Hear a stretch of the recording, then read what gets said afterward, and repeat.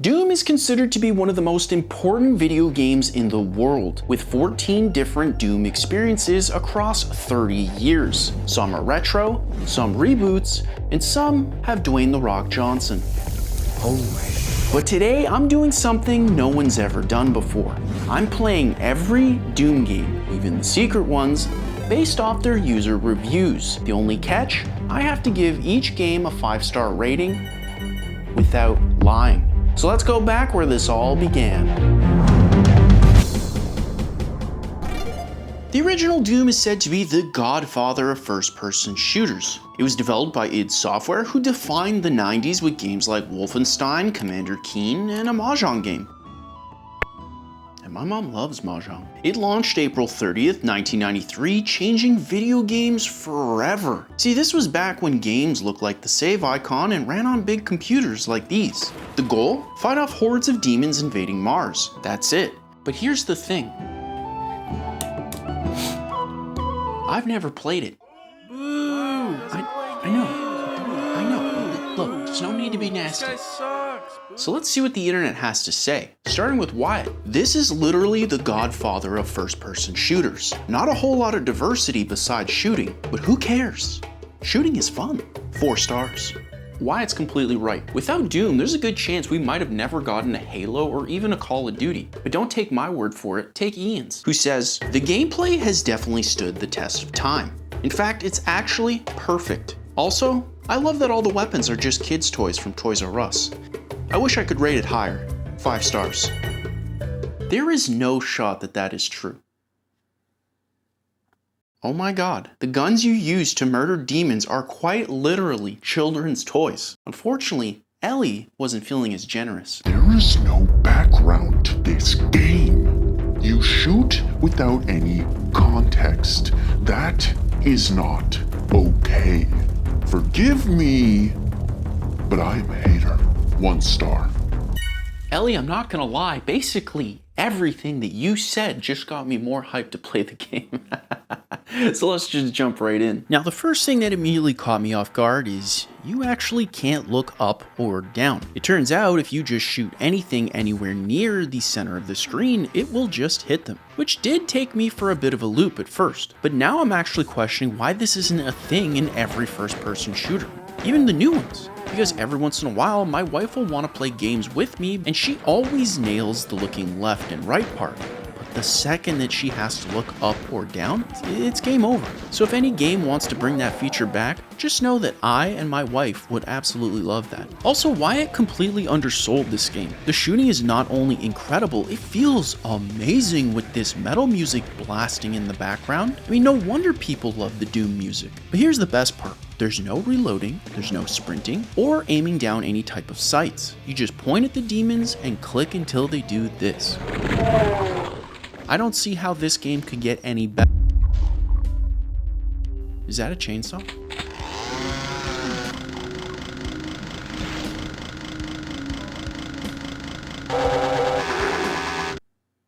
I love this game.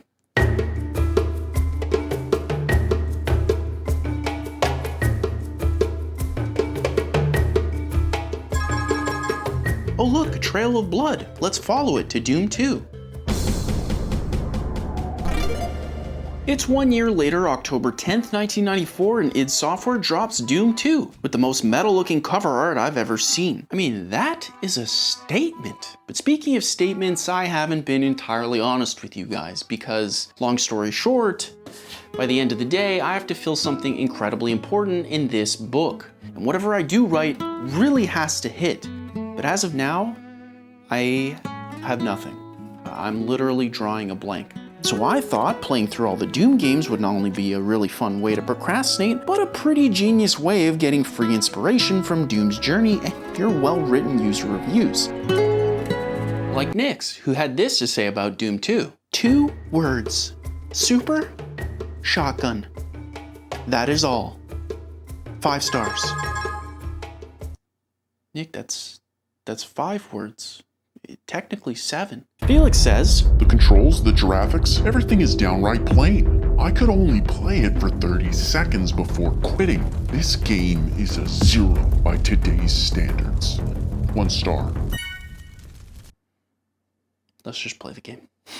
So something I didn't get to talk about with the first Doom is how short these levels actually are. Believe it or not, each one of them will only take you a few minutes to beat, and Doom 2 is no different. But while some folks might find that to be somewhat problematic, I actually loved it. See, having shorter levels makes everything in each level become incredibly important, since you'll either need to be aware of or use what you know to beat the level faster, turning what looks like a simple shooty game into a puzzle game that you have to solve with bullets, which gives you a reason to go back again and again to see if you can beat the levels par time. Something I'll say is easier said than done. Also, I have no idea where Felix was coming from, because for 1994, which again is over 30 years ago, the graphics really do hold up, at least in my opinion. But everything changes when you get the Super Shotgun, a double-barreled shotgun that just shreks demons up close. I mean, Nick was not kidding about this thing. It is frickin' goose-tastic. However, not one of you told me this game was gonna get spooky. Not one. Because there I'd be minding my own business when out of nowhere, the lights would just go out and I'd hear this. My God, man, just go away. Nobody needs this in their life, dear God. Which of course never actually scared me given the amount of heat I was packing. Because back then, games just let you hold every weapon imaginable at the same time. But in the rare case where there was a slight possibility I could possibly get scared, which again would be super rare, I knew for a fact I'd always keep my cool. Go away! Just play the score.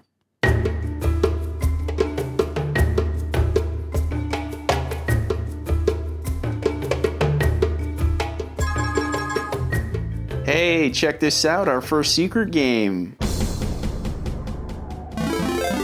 It's June 17th, 1996, and the world gets its final Doom. Sort of.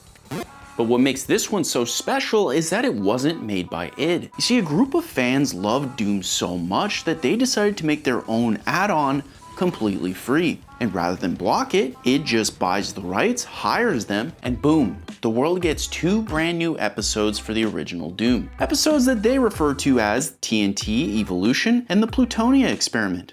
Personally, I think they could have workshopped the names a bit more, but let's see what the internet has to say. This is in fact not the final Doom. I don't play lies. 1 star.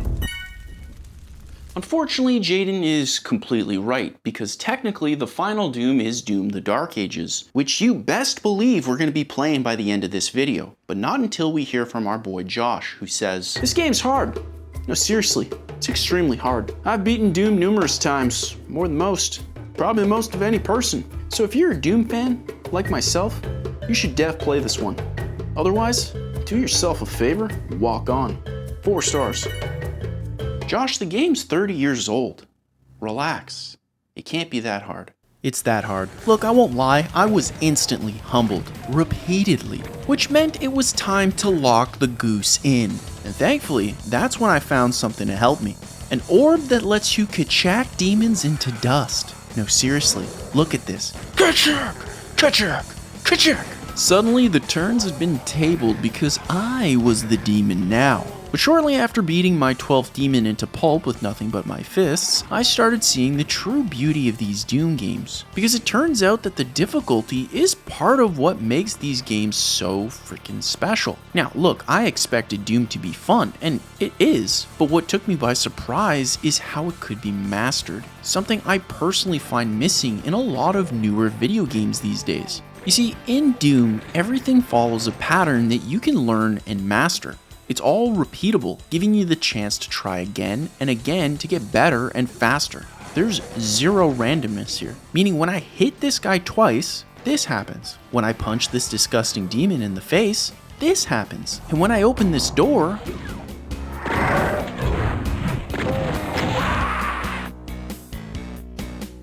I want a word with whoever put that demon there.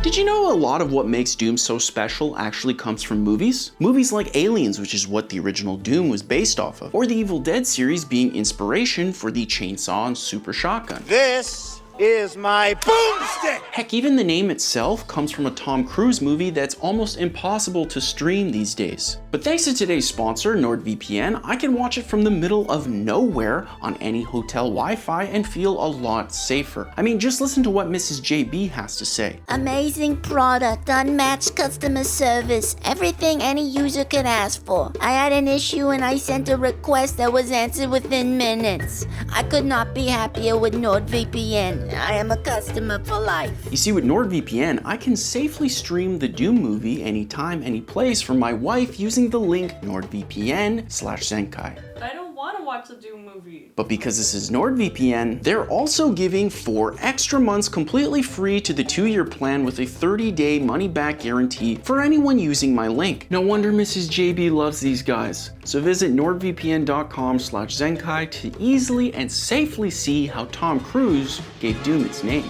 Doom. Thanks NordVPN, and thank you Mrs. JB. You're very welcome. It's March 31st, 1997, and guess what? The gaming world has completely changed. Because for the first time ever, Doom releases as a standalone game for the Nintendo 64, which is the console that literally defined my childhood. But this is a way bigger deal than you might think. You see, for those of you who may not know, Nintendo is basically the Disney of video games, meaning everything they make is made with kids in mind. You got your Marios, your Zeldas, and of course, the DK rap. Don't lie, you love it. But what you might not know about Doom 64 is that it once again wasn't made by id, because this time the company responsible for the Mortal Kombat franchise takes their swing. Now normally I would be frickin' hyped to see what a new team does with Doom, but how in God's name can you make Doom fun on this? Look at this. It's like if a hotel TV remote had a kid with Aquaman's trident. It's disgusting. So needless to say, I had very little faith in Doom 64. That is until Aubrey laid down the facts. This is a weird Doom, but a good Doom. Still weird though.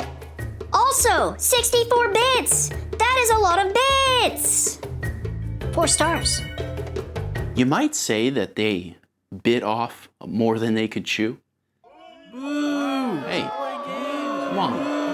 It wasn't that bad. It was funny. People laugh. There's people out there that laugh. Nathan says, how is the best Doom a Nintendo Doom? Out of all the Dooms, this is the most memorable Doom. Seriously. 5 stars. There's no possible way a Nintendo 64 Doom can be good. And since Nathan decided to sit on his little throne of lies, I went to Jay for the honest truth. Listen, if you're a boom boom, then you'll love this game, cause this ain't no Apex Legends. One time, I bought a skin for Pathfinder that actually looked crazy, and you can't do that here. At least, I think you can't. Anyway, my dad likes this game, so I do too. 5 stars. I gotta be honest, Jay, that was both the most wholesome and disgusting thing I've ever read in my life. So let's just see if I'm a boom boom, I guess. Yeah, it's just as I thought. I mean, look, let's just start with the pistol because this thing looks so much worse than the originals did. Not only that, but the game feels so much slower and the Hold on a second. Oh my god. This might actually be the best feeling Doom. Somehow everything Nathan said was completely right. Dear God, I'm sorry, Nathan. Because the shooting in Doom 64 feels Goose-tastic. It's so responsive. In fact, this is kind of embarrassing, but I was having so much fun playing Doom 64 that I actually zeted my feelings in between sessions. It's that good. However, Doom 64 seems to be much more of a puzzle horror game than the other Dooms we've played so far. In fact, every level felt more like something I had to solve rather than survive. There were even a few moments that generally had me stumped. What the heck do I do here? For one of the puzzles, it turned out I needed to use the run button, which I'll be honest, I had no idea was even a thing. But the best part of this game is hands down the guns, because like I said before, the shooting feels phenomenal. It's hard to describe why, but this literally is the best feeling Doom I've ever played. God, that is nice. I have no idea what the Midway team did exactly, but they frickin' nailed it. The shotgun feels awesome. The rockets feel dangerous. And the chainsaw... Wait, does that have two blades? I take back everything I said about Nathan.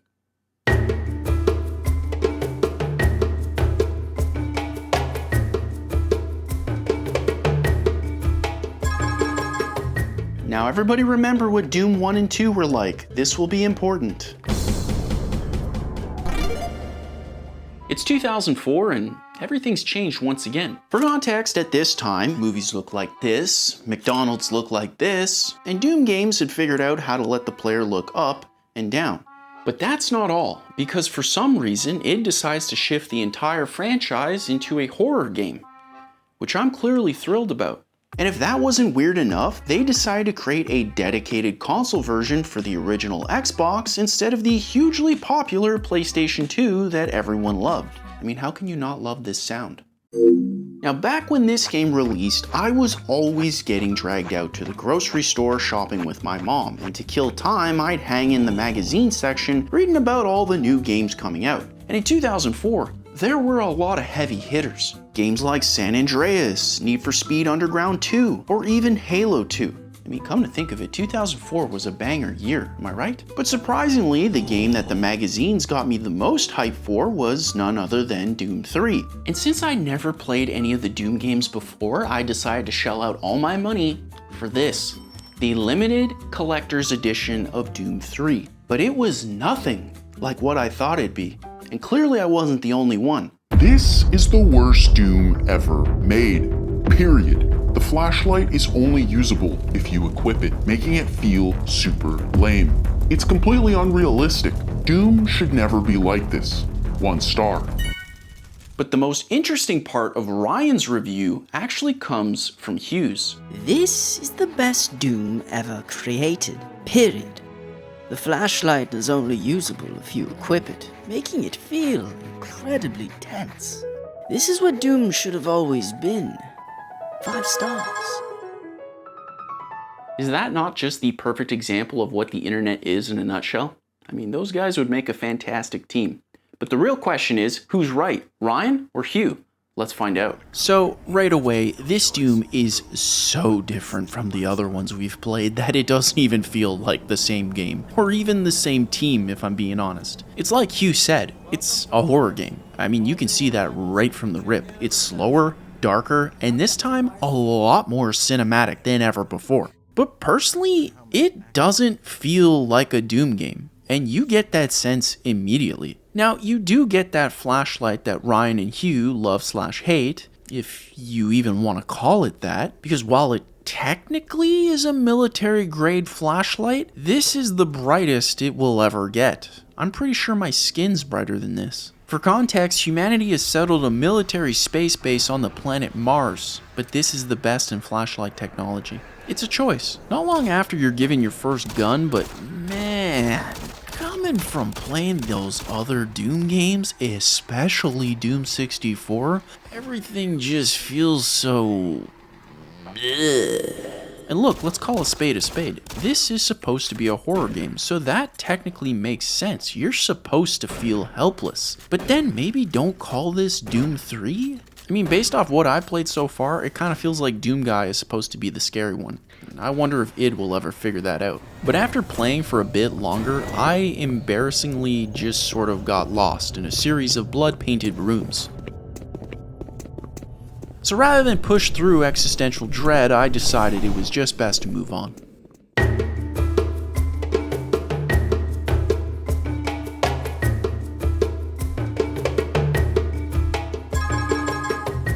Hey look, it's secret game time. I wonder what this will be. It's September 19, 2005, and the coolest thing on planet Earth is a flip phone. Is that not the most satisfying thing you've ever heard? These things had T9 texting, walkie-talkie functionality, and yeah, payable ringtones. But the most mind-blowing parts of these phones were all the games. Games like Snake, Block Breakers. In this game, you're probably sitting there thinking to yourself, There's no way something that small that folds could possibly run Doom. which makes sense until you realize Doom runs on calculators, potatoes, and somehow, living rat neurons. The internet is a wonderful place filled with positivity. Just like Seth, who says, Doom RPG is way better than I expected. I went in thinking, haha, funny flip phone game, but it is shockingly solid. I love it. 5 stars. To be real, I've never heard of this game until this very second, so I have no idea what to expect. This is an actual masterpiece.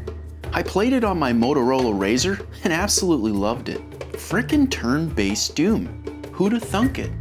5 stars.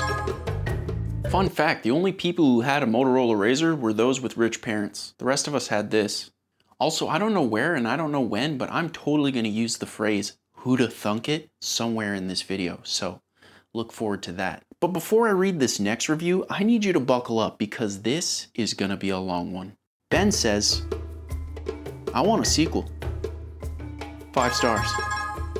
Now, just to be clear, this game is basically impossible to play these days since no one on Earth still has a flip phone except for Christopher Nolan for some reason. So I had to go through the darkest depths of the internet to figure out how to get this thing to run. And after a lot of tinkering, this is what I got. It may look like the original Doom, but that's about all they have in common. Because in Doom RPG, you are limited to only moving forward, back, left, or right. Remember, this thing had to work on flip phones, okay? And when you start this game, you start out small, extinguishing little fires.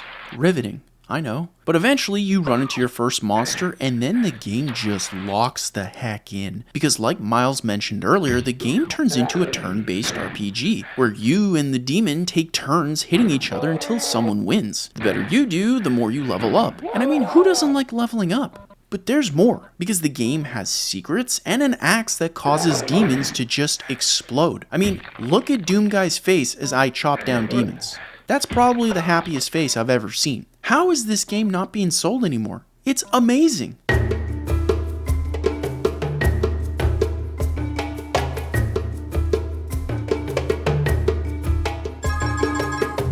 Now Ben, if you're watching, I hope you're sitting down because... That's right, 4 years later, and Doom comes back and makes another Doom RPG. Except this time it's 2009, so phones have completely changed from flipping to iPhones. Unless you were one of the 10 people who kept trying to make BlackBerry a thing. BB was awesome. Which means this game should look a lot better than the last one. But don't take my word for it, take Harry's. Doom 2 is absolutely heartbreaking. Underneath the game's flashy exterior lies a hollow interior of lies. I hate to say it, but this is not my Doom RPG. 3 stars. There's no possible way they messed up a game so simple. I refuse to believe it. Jean says, Sacrement, les gens parlent trop. Nous comprenons, les gars. Just let us do des shootings. Seigneur du Seigneur. Une étoile. Now you know it's bad when a French Canadian is telling you that you talk too much. Thankfully, Sydney was feeling a lot sweeter. Wow, that reflection part sure was funny. 5 stars.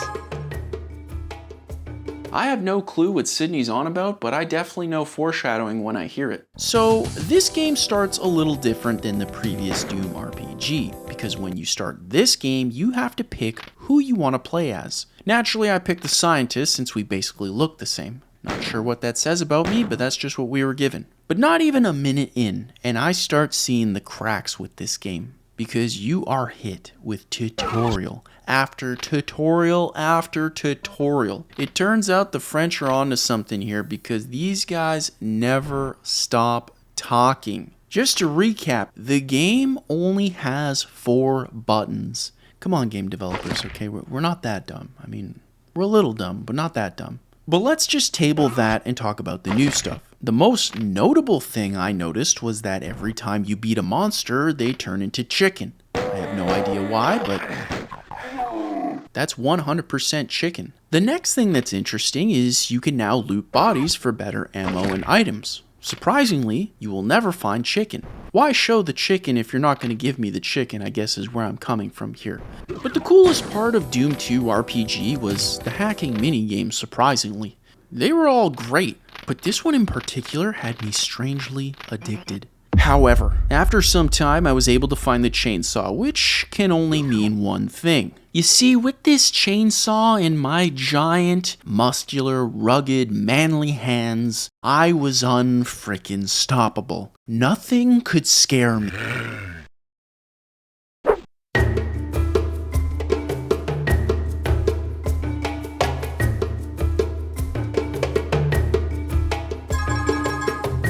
Now it's time we make our way to one of the greatest gaming stories in history. It's 2016 and first-person shooters have completely changed. You see, where they started is simple, straightforward, and incredibly snappy to play. Now they needed sprinting, wall running, jetpacks, or tacked on abilities just to compete. The world had moved on. The classic shooter we all grew up with was dead. And it was never coming back. At least, that's what we thought.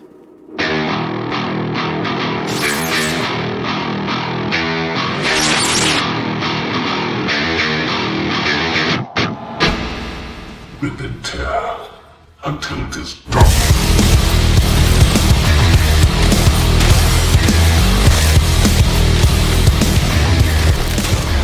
Doom 2016 is my favorite story in video games. You see, no one believed a game could be made the way the new team at id designed it to be. It's a new game, but underneath is everything the original Doom stood for. It starts immediately. There's no sprinting, there's no reloading, and no context is needed whatsoever. You just play.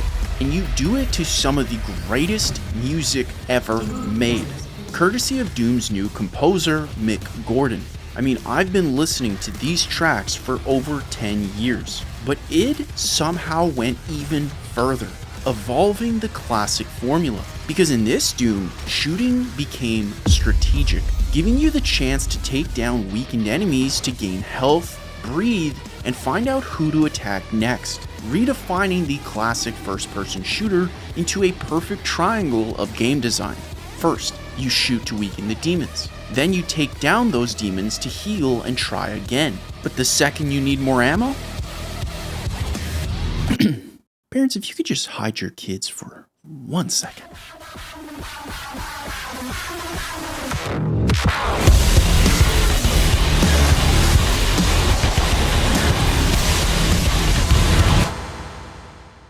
So, just to recap, you get ammo by chainsawing demons in half. I love this game.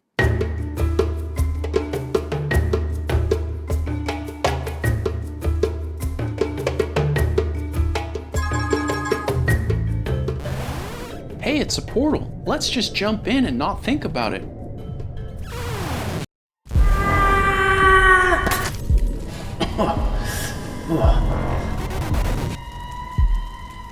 What the fuck?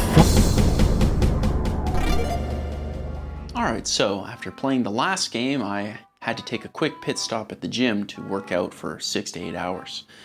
Thanks again, Mick Gordon. But now I want to turn our attention to the future of gaming. A virtual reality device built by a founder no one's allowed to talk about anymore, one of the leads of id Software, and led by none other than Mark Anthony Zuckerberg. Don't look that up. You see, in 2017, id takes everything that people loved about the last Doom and puts it into a virtual experience where moving becomes basically impossible.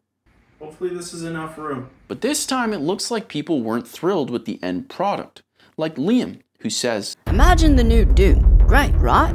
Now imagine it in VR. But completely unplayable. Congratulations.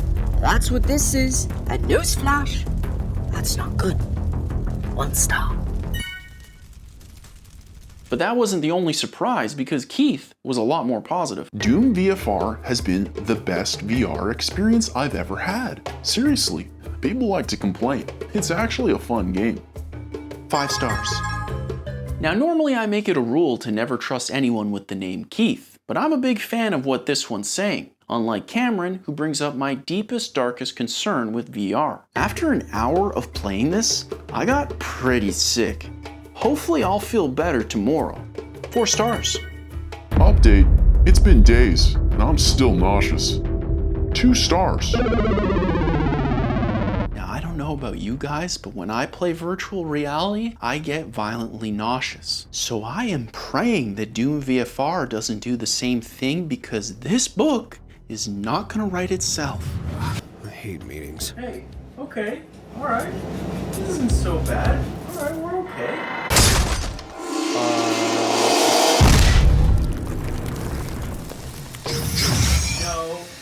No. What the? Well, it turns out dying was part of the game, so to the dev who came up with that, if you could just reach out to me personally, I'd really love a quick word. Now, the idea is simple, albeit incredibly stressful, because after you die, you're given this new body, which they use as an excuse to run you through some of the tutorials. But that's when things started going south for me.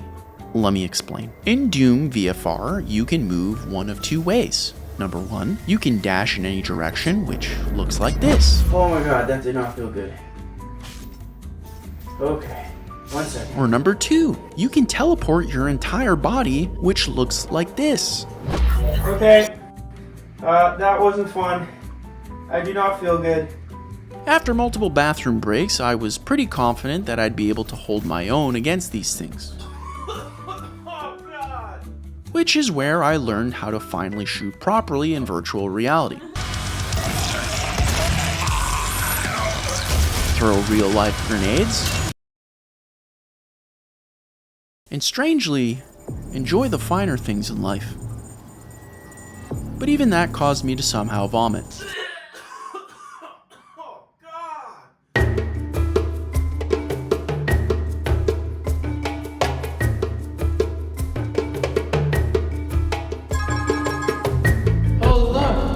It's another secret game, you guys.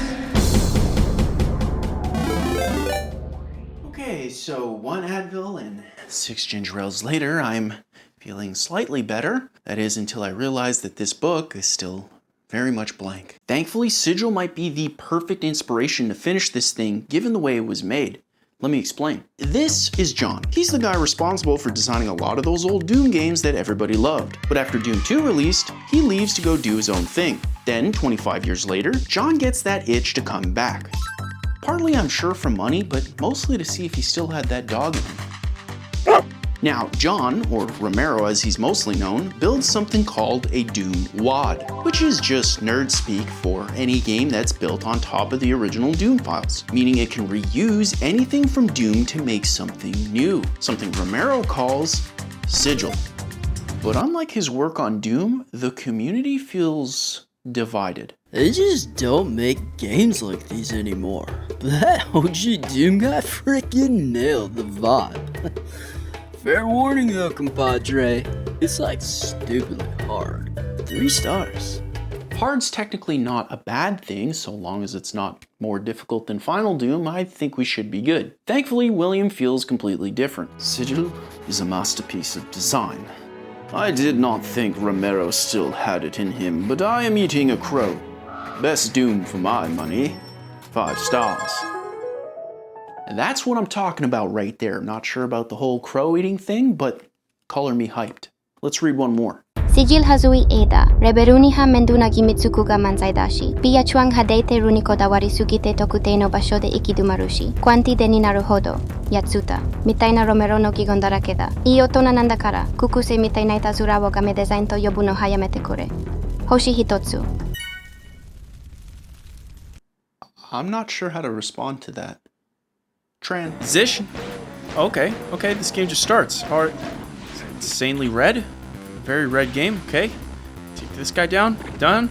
Okay. Just hit your shots. Okay. All right. There. Perfect. Perfect. Eyeball. Okay. Shoot the eyeball. Okay. I shot the eyeball. Oh my God! What the heck is this game? What? Why is there lava on the walls?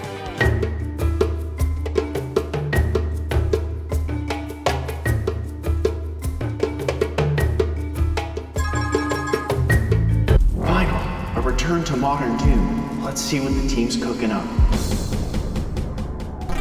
It's 2020, and at the time, Doom Eternal feels like a metaphor for what the world's going through.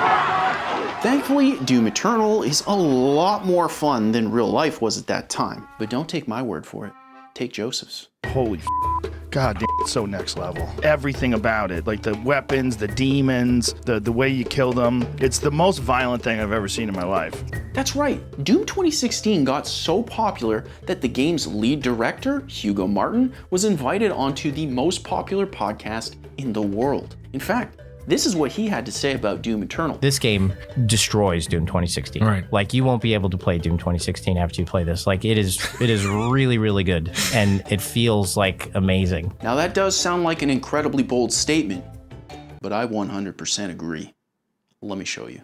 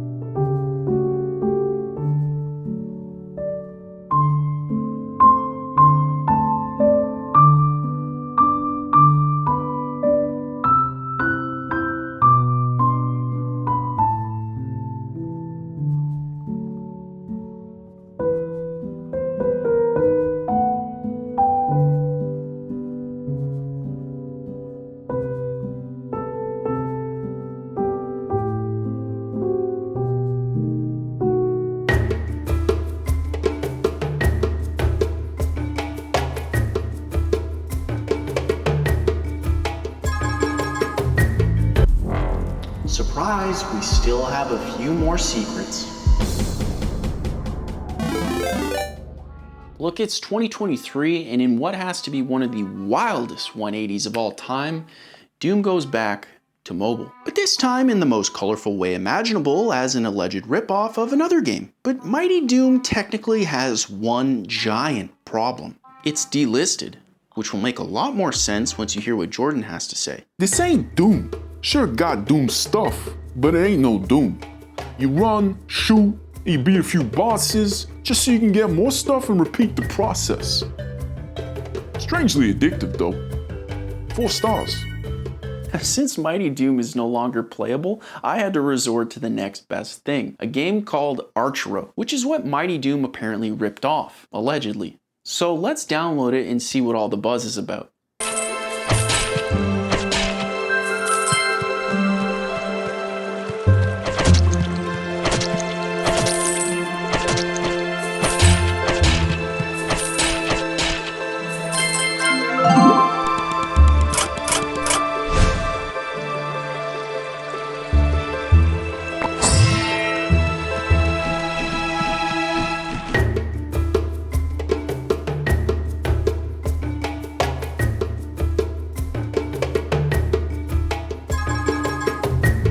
Imagine if the next game was a sequel to Sigil? That would be my nightmare. Too hard for you, Goose. So scared of a little skillish. I bet he thinks Sigil is hard too. Can you say skillish? Oh my God, dear God. Okay, dark room. Stim pack. Good. Who's shooting me? Dear God, where am I? Oh man. played this game. Oh, okay, I got it. I'm in. Ah!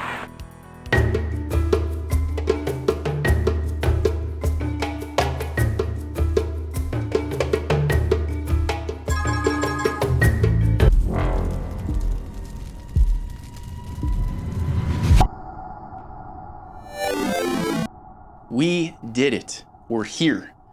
And not a moment too late, because it's starting to get pretty dark. You know what's funny is, this game will actually be the last one I ever play as a single guy. Because while I might already refer to her as my wife, by the time you guys watch this video, I'll officially be married. Which is crazy to think about. So all that being said, if inspiration was gonna hit me, it would have to be now. No pressure. But I'm clearly not the only one, since this is probably exactly how the team at id felt trying to make another amazing Doom game. I mean, we've seen the franchise go from one of the most important games in history to a game playable on a Trident, a flip phone, and one that catered to what the world wanted instead of itself. But then out of nowhere, we get this. A Doom that embraces what it's always been in a world that's very clearly moved on. And yet here they are again, iterating on Doom's core philosophy with Doom: The Dark Ages.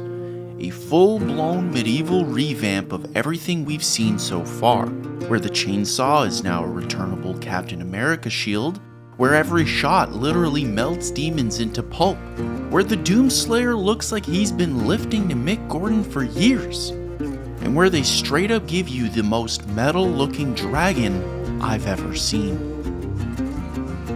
And that's when it hit me. You see, growing up, they tell you, you're gonna learn. You're gonna meet new people, see new things you've never seen before, and you're gonna change. That's just life. But then one day, somewhere, you find someone who reminds you that you never really had to.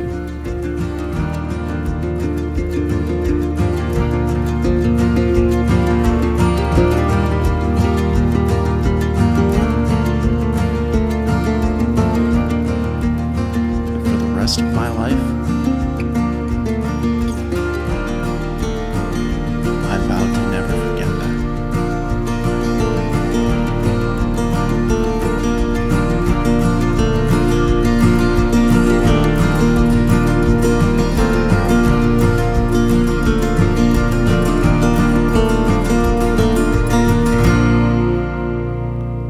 From a little Doom. Who'd have thunk it? And I love you just as you are. Forever and always. Hopefully that was good.